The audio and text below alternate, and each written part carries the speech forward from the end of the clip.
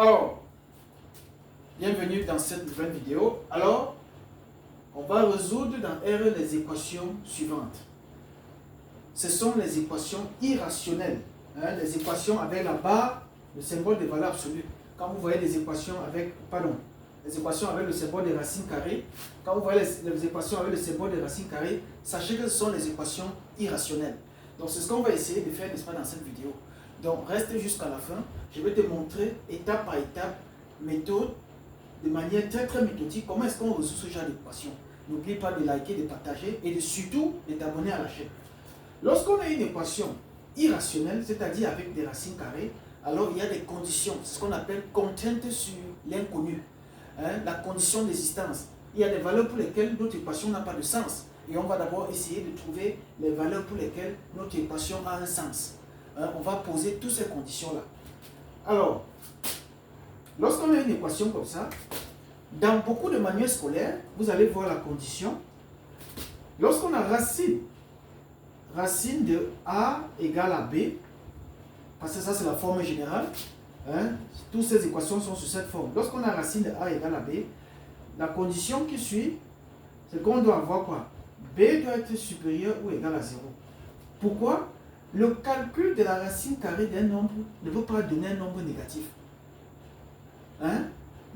Pour calculer la racine carrée d'un nombre, il faudrait que le nombre soit supérieur ou égal à 0. Et on ne peut pas calculer la racine carrée d'un nombre et on trouve un nombre négatif.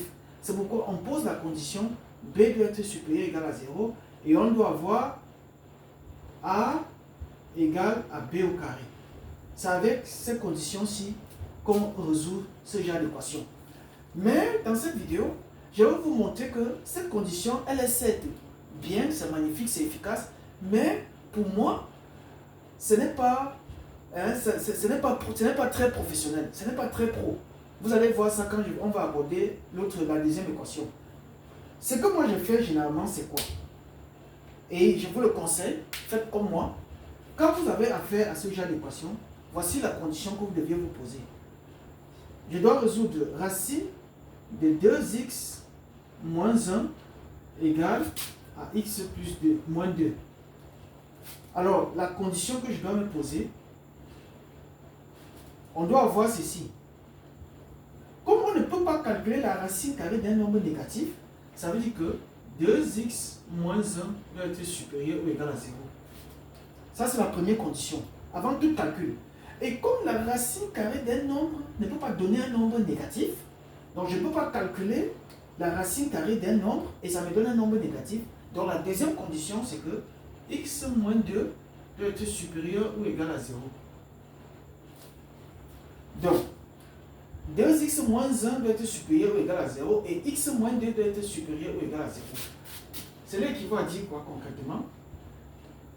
Que je prends pour le premier cas, 2x doit être supérieur ou égal à 1, ce qui implique que x doit être supérieur ou égal à 1 demi. Le deuxième, x doit être supérieur ou égal à 2, ce qui implique que bon, on va mettre ça sous forme d'intervalle. Cela équivaut à dire que j'ai, pour le premier cas, x supérieur ou égal à 1 demi, cela implique que quoi? X appartient à l'intervalle de 1 demi à plus l'infini. Dans x supérieur ou égal à 2, cela implique que x appartient à l'intervalle de 2 à plus l'infini. Lorsque c'est supérieur ou égal, on ferme pour dire qu'on prend également 2. Si c'était strictement supérieur à 1 demi, on devait ouvrir à 1 demi pour dire que le nombre doit être strictement supérieur à 1 demi, donc on ne prend pas 1 demi. Lorsque c'est supérieur ou égal, on ferme l'intervalle. N'oubliez jamais cette règle. Lorsque c'est supérieur ou égal, on ferme l'intervalle pour dire qu'on prend 2. Ici également pour dire qu'on prend 1 demi. Maintenant, je vais essayer de matérialiser ça sur une droite numérique. Je la matérialise sur une droite numérique. Voici la droite numérique que nous avons. On a là 0. Ici, j'ai 1 demi. Ici, j'ai 2. Alors, lorsqu'on dit x supérieur ou égal à 1 demi, donc c'est-à-dire x appartient à quel intervalle? Parce qu'ici, on a plus l'infini, ici, on a la moins l'infini. Ça veut dire que c'est de 1 demi jusqu'à plus l'infini. Donc, j'achète comme ceci. Maintenant, on dit 2, hein, x appartient à l'intervalle 2 à plus l'infini. Ça veut dire que l'autre morceau, c'est l'intervalle, cet intervalle, l'autre morceau, 2 à plus l'infini. Donc, je vais assurer ça dans ce sens, pour ne pas confondre. L'autre, c'est 1 demi à plus l'infini. Alors, l'intersection de ces deux ensembles, c'est 2 à plus l'infini. Donc, ce qui implique que, voilà notre domaine, le domaine d'étude de notre équation. Donc, x appartient à l'intervalle de 2 à plus l'infini. Donc, l'ensemble de solutions de notre équation, les solutions de notre équation doivent être dans cet intervalle. Si les solutions de notre équation ne sont pas dans cet intervalle, alors ce n'est pas juste, c'est que ce n'est pas juste. Donc, maintenant que j'ai trouvé l'ensemble de solutions de l'équation de notre intervalle, alors on peut maintenant résoudre l'équation. Racine de 2x moins 1 égale à x moins 2. Je vais élever tout ça au carré. Puisqu'ils sont positifs, on a dit que x doit appartenir à l'intervalle de plus l'infini. Donc on élève tout ça au carré. Qu'est-ce que ça me donne? Ça me donne 2x moins 1 égale à x moins 2, le tout au carré. Cela équivaut à 2x moins 1 égale a moins b, le tout au carré. C'est une identité remarquable. Ça va faire x au carré moins 2ab, 2 fois x fois 2, donc moins 4x, plus 2 au carré plus 4. Hein? Donc j'ai 2x moins 1 égale à x au carré. Maintenant je vais envoyer tout ceci de l'autre côté. Lorsque un terme traverse l'égalité, il change de signe. Donc 2x va aller de l'autre côté, ça va faire moins 2x. Moins 1 va aller de l'autre côté, ça va faire plus 1. Donc ce qui équivaut à dire que j'ai x au carré, 4x moins 2x, ça va faire moins 6x. 4 plus 1 plus 1, ça va faire 5, égal à 0. On obtient donc une équation du second degré. Alors, je vais calculer en utilisant la méthode du discriminant. Donc, je vais poser delta égale à b carré. B carré ici c'est 6, moins 6, donc moins 6. Le tout au carré, moins 4ac. A c'est 1 multiplié par C qui est 5, ce qui est égal à 36 moins 20. 4 fois 5, 20, ce qui est égal à 16, ce qui est égal à 4 au carré. 16 c'est 4 au carré. Donc voilà, delta égale à 4 au carré. Donc j'ai x1 égale à moins b, c'est-à-dire moins 6, moins racine de delta. Racine de 4 au carré c'est 4. Moins racine de delta sur 2a, 2 fois 1, ça fait 2. Donc ce qui est égal à 6 moins 4 divisé par 2. Or 6 moins 4 ça fait 2 divisé par 2 qui est égal à 1.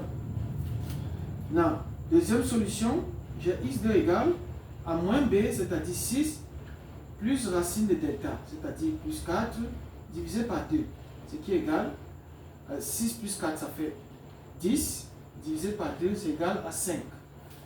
Alors, on a trouvé deux solutions. 1 et 5. Est-ce que 1 est dans l'intervalle 2 à plus l'infini? Non. Donc, on ne prend pas x1. On ne peut pas prendre cette autre solution. Maintenant, je prends la deuxième solution qui est 5. Est-ce que 5 est dans l'intervalle 2 à plus l'infini? Exact.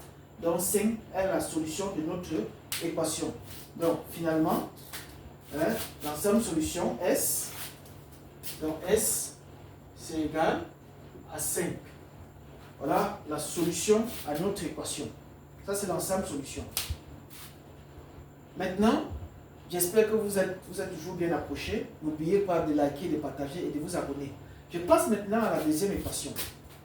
Je vais vous montrer quelque chose de très très fantastique avec la deuxième équation. Donc, passons à la deuxième équation.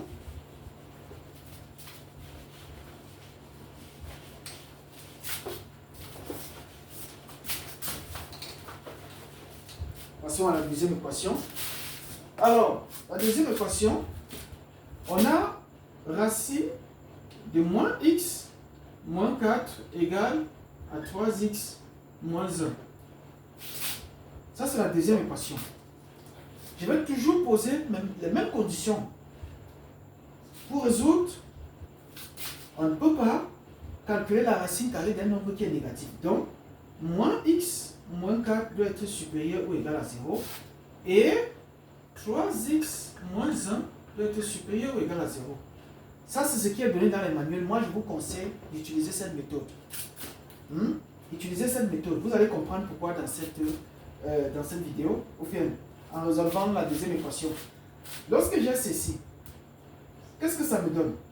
Moins x moins 4 supérieur ou égal à 0, c'est l'équivalent à dire que j'ai moins x qui est supérieur ou égal à 4. Maintenant, ce qui implique que x est inférieur ou égal à moins 4. Lorsqu'on multiplie par un nombre négatif les membres d'une inégalité, on obtient une inégalité qui change de sens. Vous voyez, ici c'était supérieur ou égal, maintenant ça devient inférieur ou égal. Pourquoi? Parce que j'ai multiplié chaque membre de cette inégalité par un nombre négatif qui est moins 1. Moins 1 fois x, ça me donne x. Moins 1 fois 4, ça me fait moins 4. Donc voilà, ça change de sens. Maintenant, je prends le deuxième. Ce qui implique que x appartient à quel intervalle? Donc j'ai x qui appartient à l'intervalle. X est inférieur ou égal à moins 4. Donc x appartient à l'intervalle de moins l'infini à moins 4. On ferme. Je prends le deuxième. 3x moins 1 supérieur ou égal à 0. Cela implique que j'ai 3x supérieur ou égal à 1. Cela implique que j'ai x supérieur ou égal à 1 tiers. Ce qui implique que j'ai x qui appartient à l'intervalle de 1 tiers à plus l'infini. Alors, on va matérialiser cela sous une loi numérique. On matérialise sous une loi numérique. J'ai ici 0, j'ai ici moins 4, et là, j'ai 1 tiers. C'est quelque part ici. Alors, là, c'est plus moins l'infini. On a moins l'infini ici. Et là, on a plus l'infini. Qu'est-ce que ça me donne concrètement? J'ai x qui appartient à cet intervalle. Donc, on a x qui est inférieur ou égal à moins 4. Voici moins 4 ici. Donc, moins l'infini à moins 4. Voilà x. Maintenant, on a également x, le même x qui appartient à l'intervalle 1 tiers à plus l'infini. Donc, le même x est dans cet intervalle. Est-ce que c'est possible d'avoir un nombre qui soit à la fois dans cet intervalle et à la fois dans cet intervalle? Ce n'est pas possible. Ces deux intervalles sont disjoints. Ils n'ont aucun élément en commun. Ils ne peuvent pas avoir un nombre en commun. On ne peut pas avoir un nombre réel qui est à la fois négatif et positif. C'est impossible. Donc, je n'ai pas besoin de passer à a égale à b au carré. Je conclue rapidement. Ensemble solution, c'est l'ensemble vide. Donc, S égale à l'ensemble vide. Je n'ai pas besoin de calculer a égale à b au carré. Mais par contre, si je m'étais limité juste à la condition b supérieur ou égal à 0, c'est-à-dire, si je m'étais limité juste à la condition b supérieur ou égal à 0, c'est-à-dire 3x moins 1 supérieur ou égal à 0, alors je devais calculer un x si je m'étais limité juste à cette condition. Donc, si on se limitait juste à 3x moins 1 supérieur ou égal à 0, c'est-à-dire, dans ce cas-ci, avec x, ça veut dire que x appartient à l'intervalle 1 tiers plus l'infini, alors je vais calculer, je vais résoudre moins x moins 4 égale à 3x moins 1 le tout au carré. Regardez, je devais faire ce calcul. Qu'est-ce que ça me donne concrètement? Moins x moins 4 égale 3x au carré, ça fait 9x au carré, moins 2ab. 2 fois 3, ça fait 6, donc moins 6x plus 1. Ce qui implique que, qui équivaut à dire que j'ai 9x au carré. On envoie x là-bas, ça va faire plus x, donc moins 16x. J'envoie 4 de l'autre côté, ça change de signe, ça va faire plus 5, égal à 0. Donc voilà l'équation qu'on devait avoir, ce qui implique, je calcule immédiatement delta. Delta égale à b carré, c'est-à-dire moins 5 le tout au carré, moins 4ac. 4 fois 9 fois 5, ce qui est égal à 25, moins 36 fois 5, ça fait 180. Ce qui est égal à moins 155. 25 moins 180, ça fait moins 155, qui est inférieur à 0. Donc, lorsque delta est inférieur à 0, alors l'équation n'a pas de solution. Hein, c'est ce qu'on a vu. Lorsqu'on a une équation du second degré, ax carré plus bx plus c égale à 0, lorsque le discriminant est inférieur à 0, alors l'équation n'a pas de solution. Vous voyez, on devait faire tout ce calcul avant d'arriver à la conclusion que S égale à l'ensemble vide. Alors que, en utilisant ma façon de faire, c'est-à-dire, on vérifie que A est supérieur ou égal à 0, B est supérieur et B est supérieur ou égal à 0, on arrive rapidement à des conclusions. On conclut rapidement sans se jeter dans des calculs inutiles qui ne vont nous aboutir à rien. Donc, j'espère que vous avez aimé la vidéo. Surtout, n'oubliez pas de liker, de partager et surtout de vous abonner à la chaîne Maths avec Vedel. Ici, on travaille avec méthodologie, avec rigueur et avec beaucoup de logique. Je vous remercie.